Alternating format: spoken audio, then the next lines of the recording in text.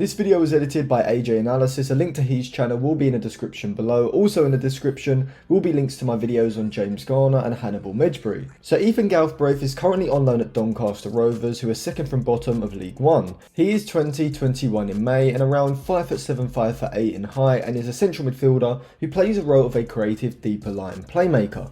I will come on to which players he does remind me of and is similar to, but let's first analyse him as a player. But before I go any further, for cheap good quality football jerseys, retro jerseys and tracksuits, go over to www.jerseyfever.com. I myself have bought a number of different jerseys from Jersey Fever, including this 2003-2004 Manchester United shirt with Ronaldo on the back, and this one's probably my favourite. So if you want a shirt like this, be sure to click the link in the description below and use code ATLANTISFOOTBALL with a space to get 5% off. Galbraith is a creative central midfielder, and so naturally is a very good passer of the ball, whether this is a long pass to switch to play from a deep position in midfield out to the flanks, or a disguised incisive pass into a player between the lines, breaking the opposition's defensive shape. This is exactly what United have been missing from their deeper line central midfield players, with McTominay and Fred lacking this ability, resulting in circulation of possession but a lack of penetrative passes to progress the ball forward.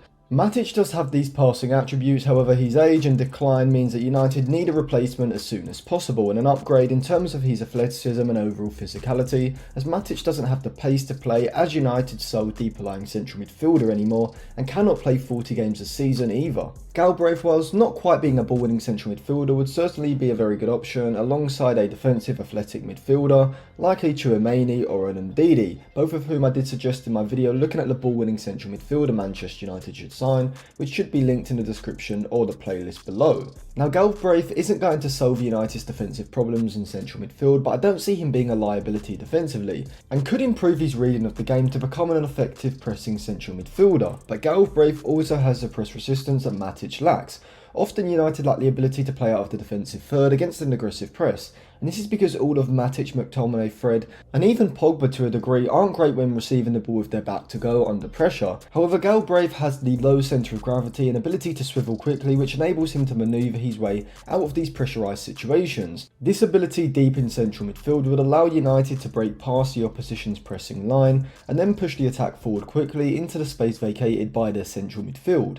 I would prefer to see Galbraith ahead of either McTominay or Fred in United's squad next season, as whilst he isn't yet at the level required to be a first team starter for United week in week out, I do think his ceiling is significantly higher than McTominay's, and just his passing ability alone is going to significantly improve United in possession. Now a lot of people would probably say that he does need another loan before coming back into the United squad, and I could maybe understand that if the right opportunity presented itself. I think a loan move to a top half championship club or even a lower half La Liga or Bundesliga side could be a good move for Galbraith. However, unless he is a guaranteed starter at a side of a good tactical manager, then I don't see it really being worth it, and would much prefer him to be in United's squad as a third or fourth choice central midfielder, as then he'll get accustomed to the playing style and have the opportunity to work his way into the starting 11 throughout the season.